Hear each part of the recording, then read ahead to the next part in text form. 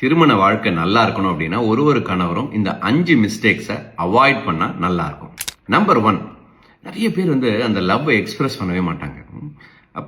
அப்பப்போ டைம் கிடைக்கும் போதெல்லாம் ஒரு ஐ லவ் யூ ஒரு மெசேஜ், இல்லை ஃபோனில் சொல்கிறதோ இல்லை நேரில் சொல்கிறதோ, அவங்களுக்கு பிடிச்ச விஷயங்களை வாங்கி தந்து அந்த லவ்வை எக்ஸ்பிரஸ் பண்ணுறது, அந்த ஒரு எக்ஸ்பிரஸ் பண்ணாத மிஸ்டேக் அவாய்ட் பண்ணுறது பெட்டர்.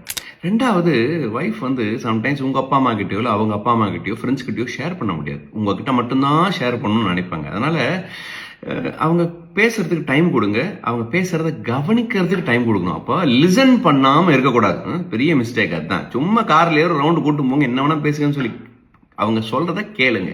ரெண்டாவது.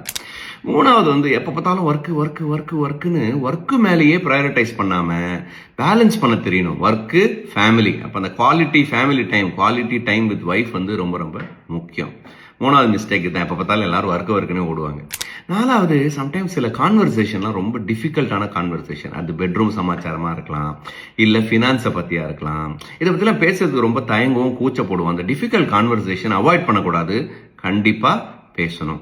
கடைசியாக நீங்கள் ஒரு பெட்டர் பர்சனாக மாறிக்கிட்டே இருக்கணும். நீங்கள் பெட்டர் ஹஸ்பண்டாக டெவலப் ஆகிக்கிட்டே இருக்கணும். அப்போ அதுக்கு தேவையான growth, லேர்னிங் ஏதாவது நீங்கள் கற்றுக்கிட்டே தான் இருக்கணும். இந்த 5 விஷயங்களை பண்ணால் உங்களுடைய திருமண வாழ்க்கை நல்லா இருக்கும். இந்த வீடியோ பிடிச்சிருந்து அப்படின்னா கல்யாணம் ஆனவங்களுக்கு ஷேர் பண்ணுங்கள். தேங்க்யூ.